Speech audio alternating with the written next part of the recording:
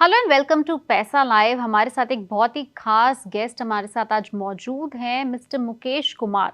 ये हैं क्या? ये फाउंडर एंड सीईओ हैं एम सानवी रियल एस्टेट के, और आज हम इनसे बात करने वाले हैं बहुत सारे रियल एस्टेट जो सेक्टर है उसमें फिलहाल क्या चैलेंजेस हैं, क्या इश्यूज हैं और क्या ही हमारे इन्वेस्टर्स के लिए अपॉर्चुनिटीज हैं। तो सर, सबसे पहले तो आपका बहुत बहुत स्वागत है। थैंक यू सो मच चाह जी, आपने ये अपॉर्चुनिटी दी आने की।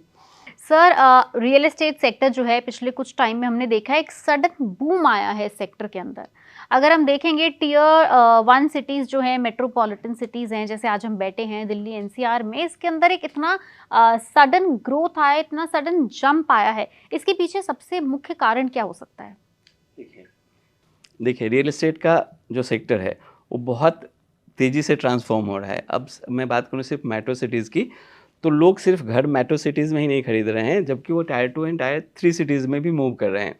और इसका इम्पैक्ट आया है कोविड के बाद, क्योंकि कोविड के बाद क्या हुआ है कि जो लोग अपने घर लौटे हैं वहीं पे घर और प्रॉपर्टी खरीद रहे हैं, और स्पेशली फोकस वो वहाँ कर रहे हैं जहाँ एजुकेशन, हेल्थ केयर, उनको वर्क ऑनलाइन की सुविधा मिले, जिसके कारण जो टायर 2 और टायर 3 सिटीज़ है उसका एक और मेजर रीज़न रहा है, क्योंकि वहाँ पे जो प्रॉपर्टी की कॉस्ट है वो लो है, आरओआई ज़्यादा है, और उनको जो रेंटल यील्ड है वो ज़्यादा मिल जाती है। इन सब के कारण अब सिर्फ लोग मेट्रो में ही नहीं रुक रहे हैं, टायर 2 एंड टायर 3 सिटीज़ की तरफ भी जा रहे हैं, और स्पेशली हुआ है कोविड के बाद। सर, आप इतने साल से इस फील्ड में हैं, मतलब सानवी रियल एस्टेट को भी आपको बनाए काफ़ी साल हो गए हैं। आपने कोई ऐसा चेंज है जो आपने ओवर द टाइम आते देखा, कि जैसे पहले के समय में हम कहते थे कि लोग एक उम्र में आते थे तब शायद घर खरीदते थे, अब काफ़ी यंग इंडिविजुअल्स घर खरीदने की ओर बढ़ रहे हैं। अब वो घर को घर के साथ-साथ एक इन्वेस्टमेंट पर्पस से भी खरीदते हैं। मतलब पहले के समय में आप घर रहने के लिए खरीदते थे, पर्पस अलग था। अब लोग इन्वेस्टमेंट पर्पस से भी रियल एस्टेट में इन्वेस्ट कर रहे हैं और काफ़ी अच्छी मात्रा में कर रहे हैं। बिल्कुल ठीक बात है। ऐसा कोई आपने चेंज देखा हो पिछले कुछ समय में? बिल्कुल देखा है। देखिए, थोड़ा मैं सिंप्लीफाई कर दूंगा जो सुन रहे हैं। शायद आप बात कर रही हैं कि जो जेनजी हैं अभी के और पहले जो थे वो ट्रेडिशनल बायर थे। जो ट्रेडिशनल बायर थे बेसिकली वो फिजिकल विजिट करते थे, लोकेशन पे ध्यान देते थे, उनको बड़ा घर चाहिए होता था। लेकिन आजकल के जो जेनजी हैं, जेनजी मैं बता दूं जिनको नहीं पता है, जो 1997 के बाद जन्म लिए हैं, बेसिकली उनका जो प्रेफरेंस है वो चेंज हो गया है कम्प्लीटली। वो पहले मार्केट रिसर्च करेंगे, गूगल रिव्यू देखेंगे, यूट्यूब पे वीडियो टूर देखेंगे, उसके बाद मार्केट एनालिसिस करेंगे, फिर वो घर खरीदेंगे। बेसिकली वो चाहते हैं कि वो जो घर लें उसके अंदर जो लाइट है वो रिमोट से चले, वो चाहते हैं कि जहाँ हमें घर मिले वहाँ उनको सारी सुविधाएं मिले। तो इस हिसाब से जेनजी और ट्रेडिशनल बायर में कम्प्लीटली चेंज देखा गया है, क्योंकि अभी का जो क्योंकि जो अभी के यंग पीपल हैं वो एकदम वो चीज़ें चाहते हैं कि उनको सारी सुविधाएं मिले। अगर कोई घर स्मार्ट फैसिलिटी। हाँ, स्मार्ट होम वो चाह रहे हैं, आप ये कह सकते हैं कि स्मार्ट होम वो चाह रहे हैं, और उस स्मार्ट होम में चाहते हैं कि सारी सुविधाएं हो, जिम हो, क्लब हो, स्विमिंग पूल हो, वो सारा उनको मिले और उसके बाद वो मूव करे। बेसिकली वो एक लाइफस्टाइल स्टेटमेंट चाहते हैं, सिर्फ घर नहीं चाहते। सर, जैसे हमने अभी बात करी मेट्रो सिटीज़ की, वैसे ही आज अगर हम देखेंगे हमारे प्रधानमंत्री मोदी भी कहते हैं, हमारी सरकार भी कहते हैं, और बहुत सारे और बहुत सारे ऐसे सेक्टर्स हैं जो अभी और डेवलप हो रहे हैं। अगर हम सिर्फ दिल्ली एनसीआर और मेट्रो सिटीज़ की अलग से बात करें, वो कौन-कौन से सेक्टर्स हैं, कौन-कौन सी सिटीज़ हैं? जैसे हमने सोशल मीडिया पे देखा आजकल अयोध्या के अंदर बहुत रियल एस्टेट का बूम कहा जाता है। अभी आप देखेंगे कि जेवर के पास एयरपोर्ट बन रहा है, वहाँ भी कहा जा रहा है कि बहुत अच्छी अपॉर्च्युनिटी है। ऐसे कौन से सेक्टर्स अगर आप आइडेंटिफाई करना चाहें किसी भी इन्वेस्टर के लिए, जो आने वाले 5 से 7 साल में आपको बहुत अच्छा रिटर्न देंगे? देखिए, चाहे आप प्लॉट में इन्वेस्टमेंट कर रहे हैं या आप रियल एस्टेट के किसी भी सेगमेंट में कर रहे हैं, प्लॉट है, इंडस्ट्रियल है, एग्रीकल्चर लैंड है, लेकिन बेसिकली अभी जो मैंने देखा है, क्योंकि मैं खुद अफोर्डेबल हाउसिंग में डील करता हूँ, तो जो मैंने देखा है कि लोग अफोर्डेबल हाउसिंग की तरफ ज़्यादा मूव कर रहे हैं। जो घर चाहते हैं स्पेशली दिल्ली में, वो चाहते हैं कि यार मेरे पास अगर 1 से 2 लाख रुपए भी है ना, मैं दे के अपना घर ले लूँ, क्योंकि एक तो घर का घर उन्हें मिल रहा है, साथ में प्रॉपर्टी जो एप्रिसिएशन है वो भी उनको मिल रही है, और एक उनकी पहचान बन जाती है दिल्ली में कि उनका खुद का घर हो जाता है। और रियल एस्टेट तो ऐसा सेक्टर है, आप कुछ भी ले लीजिए, आप कहीं भी कुछ भी खरीद लीजिए, प्रॉपर्टी में एप्रिसिएशन ही आएगा, क्योंकि अच्छा जी शायद हम सब जानते हैं जो मुझे सुन रहे हैं, लैंड लिमिटेड है, लेकिन जो पॉपुलेशन है, जो इंसान है, दिन पे दिन बढ़ते जा रहे हैं। तो प्रॉपर्टी एक ऐसी चीज़ है, उसका एप्रिसिएशन सब जगह होगा, चाहे जेवर एयरपोर्ट की हम बात कर रहे हैं या कोई भी लोकेशन ले लीजिए, मेट्रोज ले लीजिए, टायर 1 टायर 2 ले लीजिए, टायर 3 सिटीज़ ले लीजिए, कोई भी जगह ले लीजिए, वहाँ पे एप्रिसिएशन आना ही आना है। आपने अभी एक शब्द का इस्तेमाल किया, अफोर्डेबल हाउसिंग, लेकिन क्या आपको लगता है कि एक्चुअल में या टियर 1 में या टियर 2 में भी आप देखेंगे अफोर्डेबल नाम के हाउसेस अवेलेबल हैं? मतलब आसपास तो आप देखोगे हर चीज 1 करोड़ की फिगर जो है वो बहुत ही कॉमन सी हो गई है जी, बट 1 करोड़ की फिगर अफोर्डेबल वाले ब्रैकेट में तो नहीं आती है। तो अफोर्डेबल हाउसिंग के ऑप्शंस क्या सच में हैं, और अगर हैं तो कहाँ हैं? ये आपने ना बहुत ही रेलिवेंट सवाल पूछा है। ये सवाल उनके लिए हैं जो लोग 15-20 लाख में अपना घर चाहते हैं।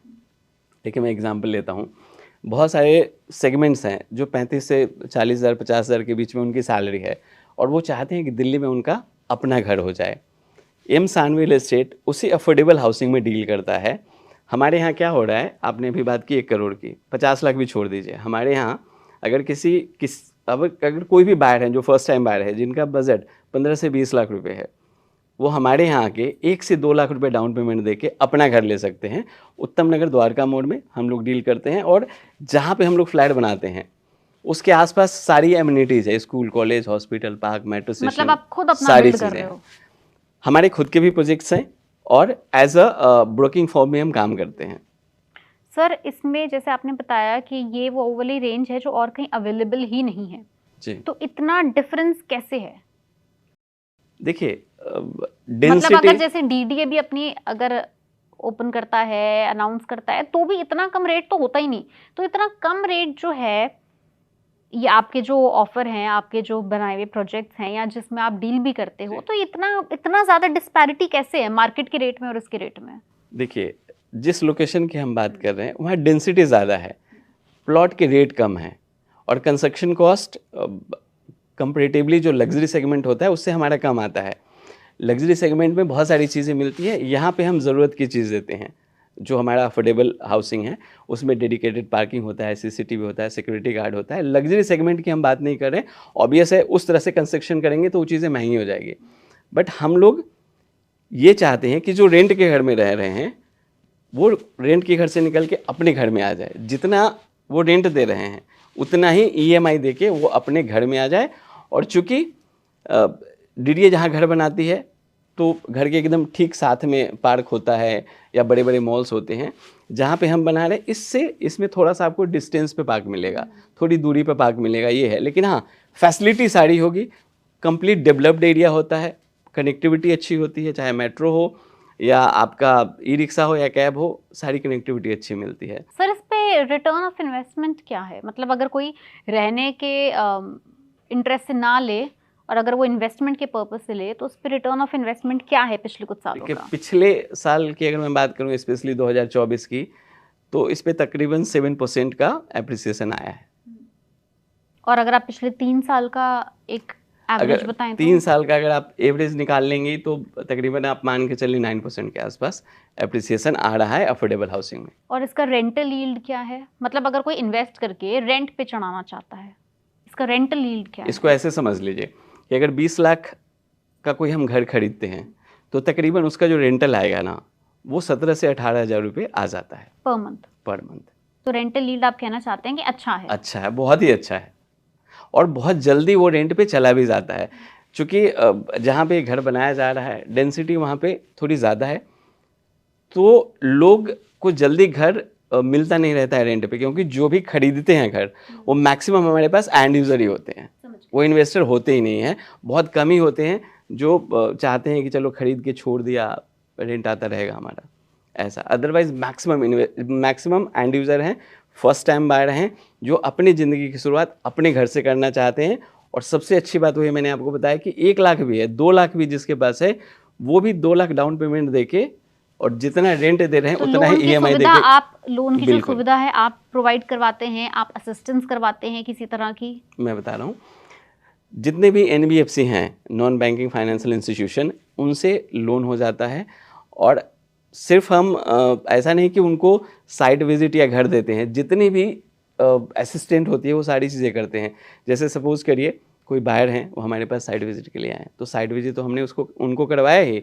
साइट विजिट के बाद प्रॉपर्टी डॉक्यूमेंटेशन में हेल्प करते हैं, रजिस्ट्री में हेल्प करते हैं। जब वो शिफ्ट कर रहे होते हैं, चूँकि अपना घर होता है, कहीं रेंट पे रह रहे होते हैं, वहाँ से वो आ रहे होते हैं, उसमें हेल्प करते हैं। और आफ्टर सेल सर्विस भी उनको हम पूरा ध्यान रखते हैं कि कहीं कोई प्रॉब्लम्स ना आ रही हो। सर, ये तो हमने आपके प्रोजेक्ट की बात करी, लेकिन अगर हम एक ओवरऑल सेक्टर की बात करें, अभी आपने देखा है कि जीएसटी भी कंस्ट्रक्शन की बहुत सारी चीज़ों पे कम किया गया है। आपको लगता है कि जो बिल्डर्स हैं, जो खुद अपने प्रोजेक्ट बना रहे हैं, वो इस जीएसटी का फ़ायदा अपने एंड कंज्यूमर तक भी देंगे? बिल्कुल क्या देंगे। घरों की बनाने की कीमत कम होगी तो घर के खरीदने की कीमत भी कम होगी? आपको लगता है? बिल्कुल होगी मैम, क्योंकि जब हमारी कंस्ट्रक्शन कॉस्ट कम आएगी, जो बिल्डर फ्लोर हैं, जो बिल्डर हैं, डेवलपर हैं, ये मैं ओवरऑल सिनेरियो में बात कर रहा हूँ कि अगर उनको कंस्ट्रक्शन कॉस्ट कम आएगी तो ऑब्वियस है जो फ्लैट हैं, जो बिल्डर फ्लोर हैं, उनके रेट कम होंगे ही होंगे। और ये सरकार का बहुत अच्छा कदम है जो जीएसटी को सिर्फ 2 पैमाने पर वो लेके आ गए हैं। तो ये सरकार ने जो ये जीएसटी लेके आए हैं वो डेवलपर के लिए फ़ायदेमंद है, इनफैक्ट जो बिल्डर हैं, और ओवरऑल ये जो जाएगा वो एंड यूज़र को ही इसका बेनिफिट जाने वाला है। सर, कुछ चैलेंजेस बताइए जो पिछले कुछ सालों में, हम कह सकते हैं पैंडेमिक के बाद, चलिए मान लें 3 साल में इस सेक्टर ने देखा है, या ये सेक्टर उस चैलेंजेस से जूझ कर अब आगे बढ़ा है, वो कुछ चैलेंजेस बताइए।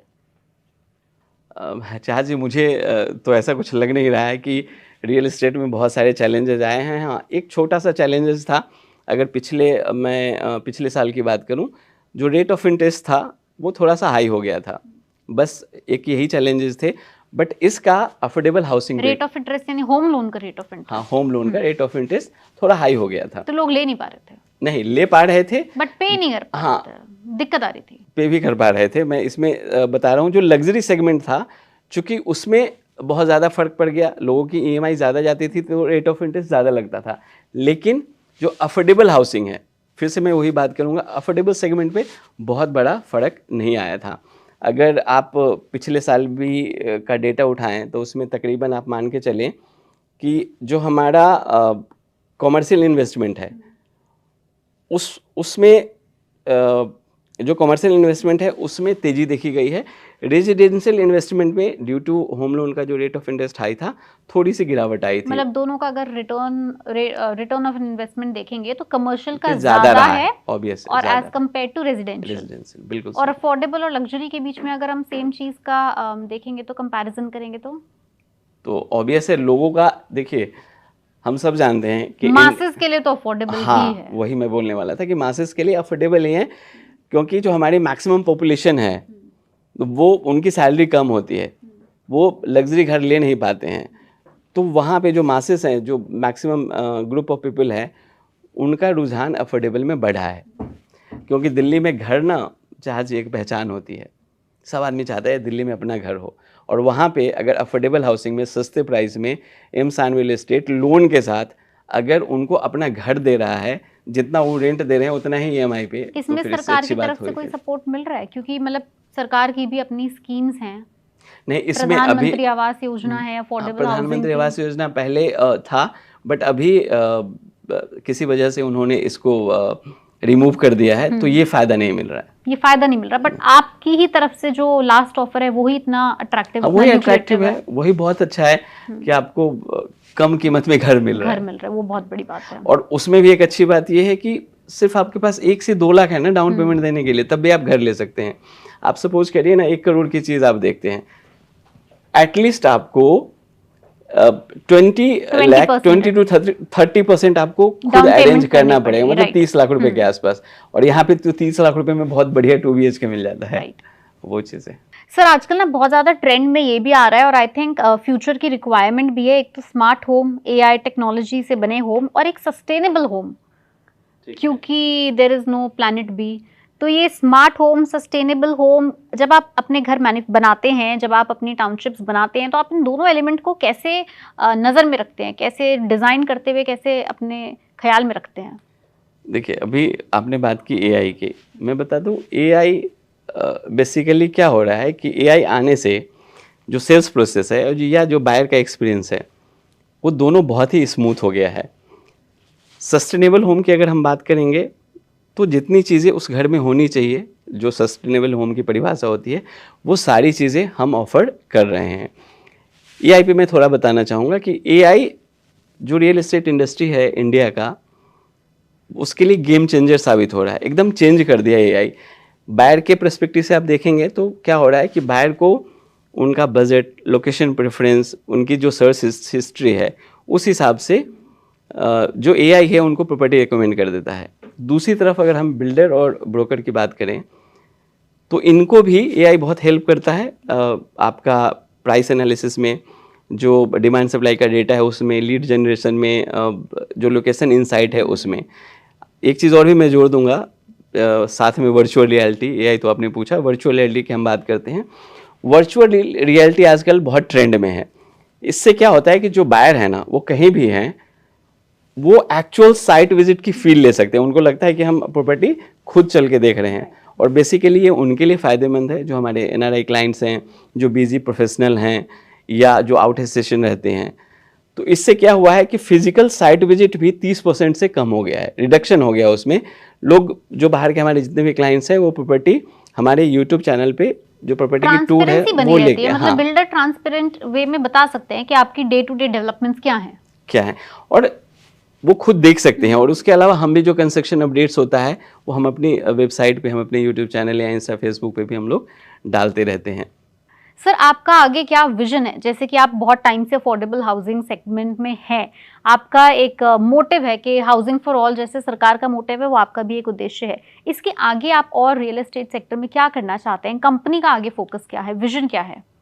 देखिए, अभी की मैं बात करूं तो फिलहाल दिल्ली के उत्तम नगर द्वारका मोड़ में हम लोग अफोर्डेबल हाउसिंग, सस्ते प्राइस में फ्लैट लेके लोगों का सपना पूरा कर रहे हैं। हम चाह रहे हैं दिल्ली में उनको अपना घर मिले, बट आने वाले टाइम में इसी को हम थोड़ा वाइड रूप में ले जा रहे हैं, अलग अलग स्टेट में ले जा रहे हैं। इनफैक्ट हमारा बहुत जल्दी प्लानिंग है कि हम यूपी, बिहार, राजस्थान, पंजाब इसमें आएँ और लोगों को इसी तरह का घर दें जैसा हम दिल्ली एनसीआर में उनको घर दे रहे हैं।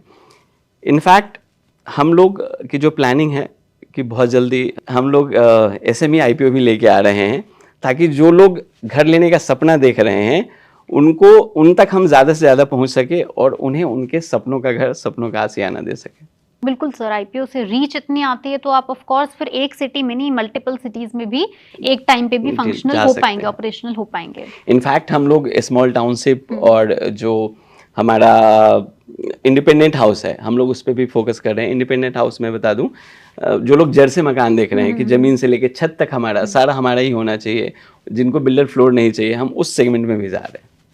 बहुत ही खूब सर, बहुत अच्छा विजन है, एंड उम्मीद करते हैं कि आपके जो अफोर्डेबल हाउसिंग का जो आपका सपना है वो दूसरों के भी सपने पूरे करे, एंड सबका जो हाउसिंग फॉर ऑल का जो ड्रीम है, जो विजन है, वो भी बहुत ही जल्दी अचीव हो। Well, thank you so much sir, आपने इतने सारे रियल एस्टेट सेक्टर से जुड़े इनसाइट्स हमारे साथ शेयर किए, एंड उम्मीद करते हैं कि कंपनी के साथ साथ लोगों का जो सपना है वो भी बहुत जल्द पूरा हो। Thank you.